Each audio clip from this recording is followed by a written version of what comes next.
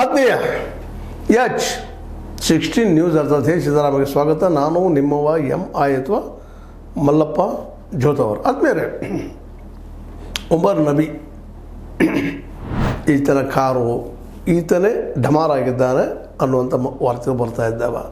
ಇನ್ನೂ ಸ್ಪಷ್ಟ ಆಗ್ತಾ ಇಲ್ಲ. ಇವ ಪುಲ್ವಾಮಾದ ಡಾಕ್ಟರ್, ಅಲ್ಲಿ ರವಾಸಿ ಪೂರ್ತಿಯಾಗಿ ಈ ವ್ಯಕ್ತಿ ಏನು ನೋಡಿದರೆ ವೈದ್ಯದ್ದುಕೊಂಡು ಈ ಘಟನೆ ಮಾಡಿದ್ದು.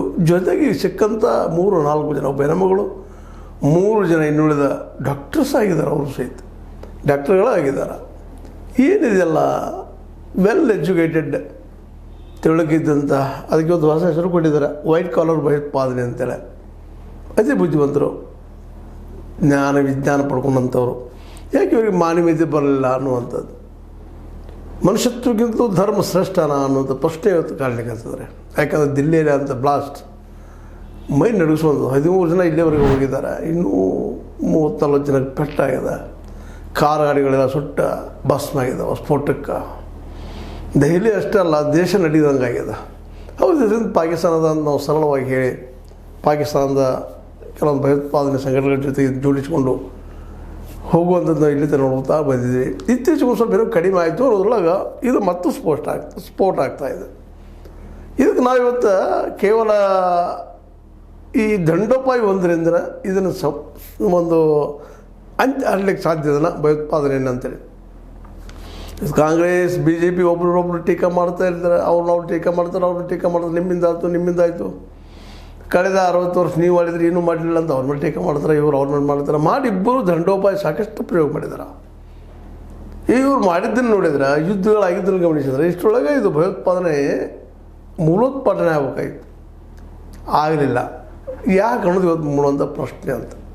ಕೇವಲ ದಂಡೋಪಾಯ ಒಂದರಿಂದ ಭಯೋತ್ಪಾದನೆಯನ್ನು ಹತ್ತಿಕ್ಕೋದು ಇದು ಒಂದರಿಂದ ಇದೆಲ್ಲ ಸಾಧ್ಯನಾ ಅಂತ. ಹೌದು, ಕೆಲವು ಜನ ಏನೋ ಅದು ಒಂದಿದ್ದು ಹಿಡಿತಕ್ಕೆ ಬಂದಂಗೆ ಅನಿಸ್ಬೋದು ನಮಗೆ. ಬೂದಿ ಮುಚ್ಚಿದ ಕೆಂಡಂಗೆ ಒಳಗೆ ಕೆಂಡಿದ್ದೇ ಇರ್ತದೆ ನೀಗಿನಿಗೆ. ಸ್ವತಂತ್ರವಾದ ಮೀಡಿಯಾಗೆ ಬೇಕಾಗಿರುವುದು ಸ್ವತಂತ್ರ ಧ್ವನಿ.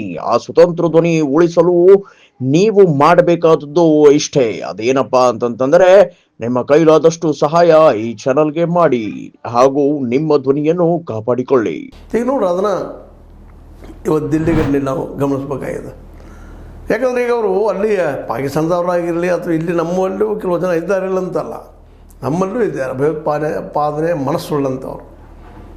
ಆ ಜನ ಇಲ್ಲೇ ಧರ್ಮ ನೆಲೆಯಲ್ಲಿ ಒಂದು ಏನಪ್ಪ ಅಂದರೆ, ಇಲ್ಲಿವ್ರಿಗೆ ಪಾಪ ಹೆಬ್ಬಟ್ಟಿನವರು, ಕಲೀಲಾರದವರು, ಕಸಬ್ನಂಥವ್ರ ಕಡೆಯಿಂದ ಕೆಲಸ ಮಾಡಿಸಿರುತ್ತಾರೆ ಹೇಳ್ತಿದ್ವಿ.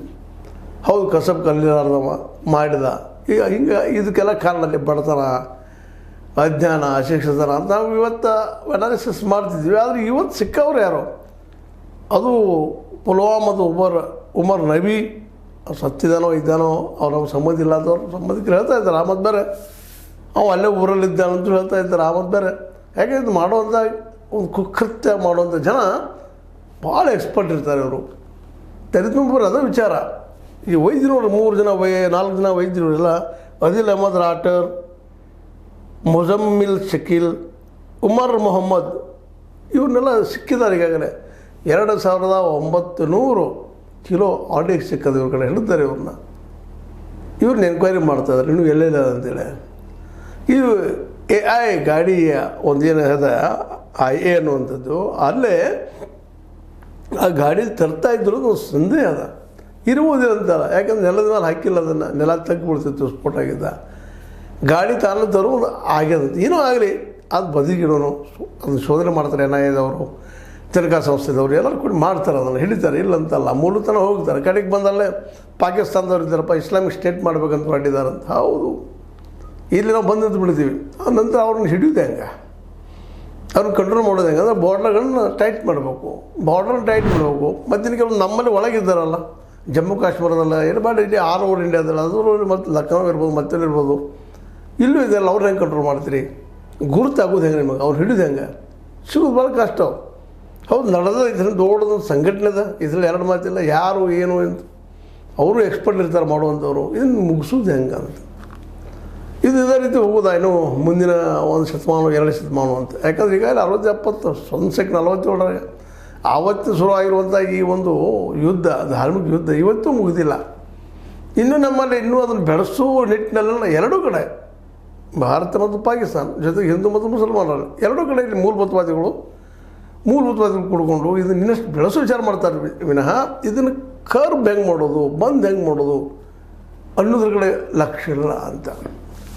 ಇತ್ತೀಚೆಗೆ ನೋಡಿ ಒಂದಿಷ್ಟು RSS ಬದಲಾವಣೆ ಆಗ್ತದೆ ಅನ್ನೋದ್ರೊಳಗೆ ಹಿಂದೂ ರಾಷ್ಟ್ರ ಮಾಡ್ತೀನಿ, ಈಗ ಇಸ್ಲಾಮಿಸ್ಟ್ ರಾಷ್ಟ್ರ ಮಾಡಿದ ಈ ಒಂದು ನಮ್ಮ ತೊಂದರೆ ತಂದು ಕೊಡ್ತಾ ಇದ್ದಾರೆ ಅವ್ರು ಪಾಕಿಸ್ತಾನದವರು. ಅವರು ಇಸ್ಲಾಮಿಕ್ ಸ್ಟೇಟ್ ಅಂತ ಮಾಡ್ಕೊಂಡಿದ್ದಾರೆ. ಅನೇಕ ಮುಸ್ಲಿಂ ದೇಶಗಳೆಲ್ಲ ಇಸ್ಲಾಮಿಕ್ ಸ್ಟೇಟ್ ಅಂತ ಮಾಡ್ಕೊಂಡಿದ್ದಾರೆ. ಅವರಿಂದಾಗಿ ಇದು ಹೆಚ್ಚಾಗಿದೆ.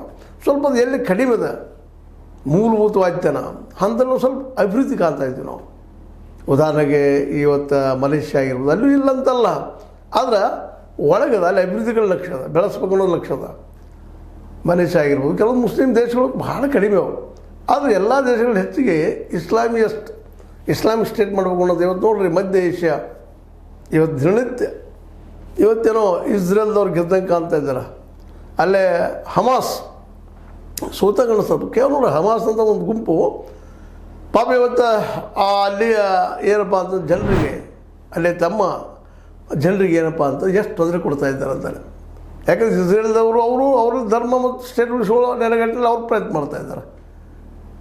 ಅದಕ್ಕೆ ಪ್ಯಾಲೆಸ್ತೀನಿಗಳು ತಮ್ಮ ಅಸ್ತಿತ್ವಕ್ಕೆ ಗುದ್ದಾಡ್ತಿದ್ದಾರೆ. ಪ್ಯಾಲೆಸ್ತೀನಿಗಳು ತಾವು ಉಳಿದ ಸಲುವಾಗಿ ಅದರೊಳಗೆ ಹಮಾಸ್ ಉಗ್ರವಾದಿ ಸೇರಿಕೊಂಡು ಪಾಪ ಇವತ್ತು ಇಡೀ ಗಾಜಾ ಪಟ್ಟಿನ ಜವಳಿಸಿಬಿಟ್ಟಿದ್ದಾರೆ. ಇವ್ರು ನೋಡ್ರಿ ಯುದ್ಧದಕ್ಕೂ ಶುರುವಾಗೋದು ಇಲ್ಲಿ ಸರಿ ತಪ್ಪ ಅಂತೇನಿಲ್ಲ, ಗೆಲ್ಲೋದಕ್ಕಾಗಿ ಏನು ಮಾಡಿದ್ರು ನಡೀತದೆ ಅನ್ನೋಂಥ ಸಿದ್ಧಾಂತದಲ್ಲಿ ಇರ್ತದೆ.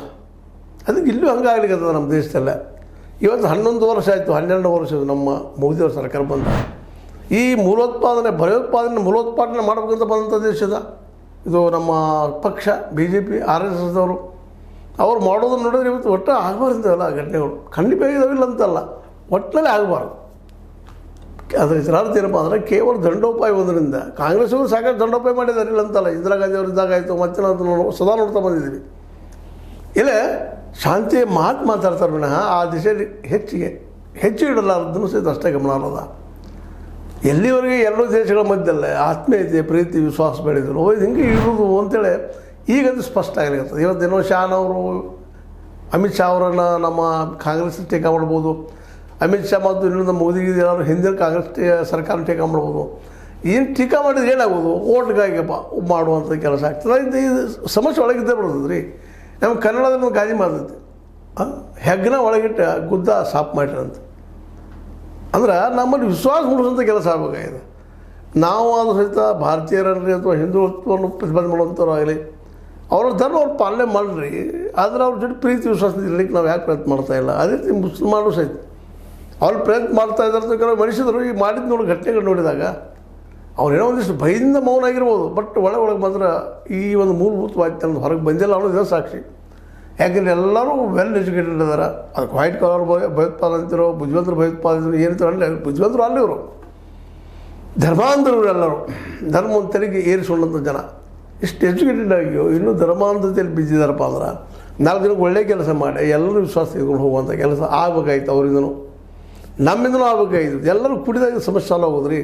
ಇದು ಹೇಳೋದ್ರೆ ಭಾಳ ಅರ್ಥ ಅದ. ಸುಮ್ಮನೆ ಅದರ ಅರ್ಥ ಕೇವಲ ಅವ್ರನ್ನ ಎಲ್ಲನೂ ದಂಡೋಪಾಯದಿಂದ ಪೂರ್ತಿ ಇದನ್ನು ಮಾಡಿ ಇಲ್ಲಿಂದ ನಾವು ಕಳಿಸ್ತೀವಿ, ಹೊರಗೆ ಹಾಕ್ತೀವಿ ಅಂತ ತಿಳ್ಕೊಂಡಿದ್ರೆ ತಪ್ಪು ಅನ್ನೋದು ಪ್ರೂವ್ ಆಗಿದೆ.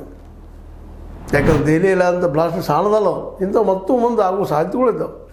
ಇದಕ್ಕೆ ಕಾರಣ ಅಂದ್ರೆ ನಮ್ಮಲ್ಲಿಯೇ ಮೂಲಭೂತವಾದಿತನ ಅದು ಎಲ್ಲಿವರೆಗೂ ಹೋಗುವುದಿಲ್ಲ. ನಮ್ಮದು ಧರ್ಮ ಶ್ರೇಷ್ಠ, ನಮ್ಮವರು ಶ್ರೇಷ್ಠ, ನಾವು ಶ್ರೇಷ್ಠ, ಉಳೋದು ಕನಿಷ್ಠ ಅನ್ನುವಂಥ ದೃಷ್ಟಿಕೋನ ಬದಲಾಗೋದು ಯಾವಾಗ ಅಂತ. ಎಜುಕೇಷನ್ ಬದಲು ಮಾಡಬಹುದು ಅಂತ ನಾವು ತಿಳ್ಕೊಂಡಿದ್ವಿ, ಬದಲು ಮಾಡಲಿಕ್ಕೆ ಆಗ್ತದೆ. ಅದು ಯಾವ ಪ್ರಮಾಣದಲ್ಲಿ ಆಗಬೇಕು ಅದು ಆಗ್ತಾಯಿಲ್ಲ.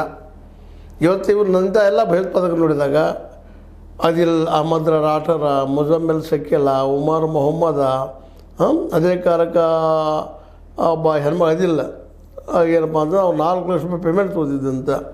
ಮುಂದೆ ಇನ್ನೂ ಅನೇಕ ಜನ ಹೆಣ್ಮಗಳು ಬರ್ತಾಯಿದ್ದಾರೆ ಇಲ್ಲೇ, ಅವರು ಸಹಿತ ಡಾಕ್ಟರ್ ಅಣ್ಣ ಹೆಣ್ಮಗಳು. ಆ ಹೆಣ್ಮಗಳನ್ನು ಈ ಒಂದು ದಿಶೆಯಲ್ಲೇ ಈ ಕೃತ್ಯಕ್ಕೆ ಕಾರಣಕರ್ತರಾಗ್ಯಾರ ಅಂತೇಳಿ. ಅಂದ್ರೆ ಇದೇನು ತೋರಿಸೋದಪ್ಪ ಅಂತದೆಲ್ಲ ಕೂಡ ಎಜುಕೇಟೆಡ್ ಇದ್ದವರು ಸಹಿತ ಇದನ್ನು ಮಾಡ್ತಾ ಇದ್ದಾರೆ. ಇದು ನಿಲ್ಲುವುದು ಯಾವಾಗ ಅನ್ನುವಂಥ ಪ್ರಶ್ನೆ ಇವತ್ತು. ಇದಕ್ಕೆ ತಡೆ ಆಗೋದು ಹೆಂಗಪ್ಪ ಅಂತೇಳಿ ಶಿಕ್ಷಣ ಪರಿಹಾರ ಆಗ್ತದಿಲ್ಲ ಅಂತಲ್ಲ, ಜೊತೆಗೆ ವಿಶ್ವಾಸ ಮೂಡಿಸೋಂಥ ಕೆಲಸ ನಮ್ಮ ಸರ್ಕಾರಗಳಿಂದ ಯಾರ್ದೂ ಇಲ್ಲ, ಬಿ ಜೆ ಪಿ ಸರ್ಕಾರ ಇರಲಿ, ಕಾಂಗ್ರೆಸ್ ಸರ್ಕಾರ ಇರಲಿ, ಇನ್ನುಳಿದವ್ರದ್ದು ಯಾರದೇ ಸರ್ಕಾರ ಇರಲಿ, ಇದನ್ನೆಲ್ಲ ನಿರಂತರ ಮಾತುಕತೆ ಮೂಲಕ, ಪ್ರೀತಿ ವಿಶ್ವಾಸ ಹುಟ್ಟಿಸೋ ಮೂಲಕ, ಅವ್ರ ವಿಶ್ವಾಸ ತಗೊಳ್ಳೋ ಮೂಲಕ ಎಲ್ಲ ಧರ್ಮ ಸಮಾನಪ. ಇದಕ್ಕಾಗಿ ಅಂಬೇಡ್ಕರ್ ಅವರು ಸಮಾನತೆ, ಜಾತ್ಯತೀತತೆ ಅನ್ನುವಂಥ ಒಂದು ಸಿದ್ಧಾಂತವನ್ನು ಪ್ರತಿಪಾದನೆ ಮಾಡಿದ್ರು. ಅವರು ನೋಡಿದ್ರು ಅವ್ರ ಅನುಭವಗಳನ್ನು ಸಾಕಷ್ಟು ಅನುಭವಿಸಿದರು. ಈ ಎಲ್ಲ ನೆಲೆಯಲ್ಲೇ ದಿಲ್ಲಿಯ ಈ ಘಟನೆ ಇನ್ನೂ ಇಲ್ಲಿ ನಮ್ಮ ದೇಶದಿಂದ ಪೂರ್ತಿಯಾಗಿ ಭಯೋತ್ಪಾದನೆ ಹೋಗಿಲ್ಲ ಅನ್ನೋದನ್ನು ನಾವು ಗಮನಿಸಬೇಕಾಗ್ಯದ. ಮತ್ತು ಇನ್ನೊಂದೇನಪ್ಪ ಅಂದರೆ ಇದಕ್ಕೆ ಒಂದು ಸ್ಟೇಟ್ ಅಂದರೆ ಪಾಕಿಸ್ತಾನ ಅಂಥದ್ದು ಯಾವ ಇಸ್ಲಾಮಿಕ್ ಸ್ಟೇಟ್ಗಳಿದೆಲ್ಲ ಇದಕ್ಕೆ ಬೆಂಬಲಾಗಿ ನಿಂತಿದ್ದಾರೆ. ಅವರಲ್ಲಿ ಯಾವಾಗ ಹೋಗ್ತದೆ ಗೊತ್ತಿಲ್ಲ. ಅದು ನಮ್ಮಲ್ಲಿ ನಾವು ಅದನ್ನು ಹೋಗಲಾಡಿಸ್ಬೇಕಾಗಿತ್ತು. ನಾವಿಲ್ಲಿ ನಮ್ಮಲ್ಲಿದ್ದಂಥ ಜನರು, ಅಟ್ಲೀಸ್ಟ್ ನಮ್ಮ ದೇಶದಲ್ಲಿದ್ದಂಥ ಈ ಇಸ್ಲಾಮಿಯಸ್ಟ್ ಅಂತ ಯಾರಾಗಿದ್ದಾರೆ ಅಂಥವ್ರು ಮನಃಪರಿವರ್ತನೆ ಮಾಡೋ ಸಲುವಾಗಿ ಹೊಸ ಹೊಸ ಯೋಜನೆಗಳು ಹಾಕ್ಕೊಂಡು ಅವರು ಎಜುಕೇಷನ್ ಅಂತ ಪರಿಹಾರ ಅದು ಮತ್ತೆ ಯಾವುದಿಲ್ಲ. ಜೊತೆಗೆ ಅವರು ವಿಶ್ವಾಸ ಇಟ್ಕೊಂಡು ನೀವು ನಮ್ಮವರಪ್ಪ, ನಾವು ನಿಮ್ಮವರಪ್ಪ ಅನ್ನೋದು ಭಾಳ ಜನ ಬೆಳೆಸ್ತೀರೋ ಆವತ್ತಿದು ಹೋಗ್ಬೋದು ಒಂದು ತರ್ಕ. ಇದು ಸತ್ಯ ಅಂತಲ್ಲ, ಪರಮ ಸತ್ಯ, ಆದರೆ ಸತ್ಯ ಸಮೀಪ ಅದ ಅಂತ ಹೇಳ್ತಾ, ಇಂಥ ದೆಹಲಿ ಸ್ಫೋಟಕ ಘಟನೆ ಇನ್ನಾದರೂ ನಿಲ್ಲಲಿ, ಆ ದೇಶದಲ್ಲಿ ಗೌರ್ಮೆಂಟ್ ಹೊಸ ಒಂದು ವ್ಯವಸ್ಥೆ, ಹೊಸ ಒಂದು ಚಿಂತನೆ ಮಾಡಲಿ ಅಂತ ಹೇಳ್ತಾ, ಇದು ನನಗೆ ಅನಿಸಿದ ಕೆಲವು ಮಾತುಗಳು. ನಿಮ್ಗೆ ಲೈಕ್ ಆಗಿರ್ಬೋದು, ಲೈಕ್ ಮಾಡಿ, ಶೇರ್ ಮಾಡಿರಿ, ಕಮೆಂಟ್ ಮಾಡಿ, ಜೊತೆಗೆ ಸಬ್ಸ್ಕ್ರೈಬ್ ಮಾಡೋದು ನಿಲ್ಲಿಸ್ಬೇಡ್ರಿ. H16 ನ್ಯೂಸ್ ಸತೀಶ್ ಸೀತಾರಾಮ್ ಸತ್ಯಕ್ಕಾಗಿರಲಿ. ವಂದನೆಗಳು.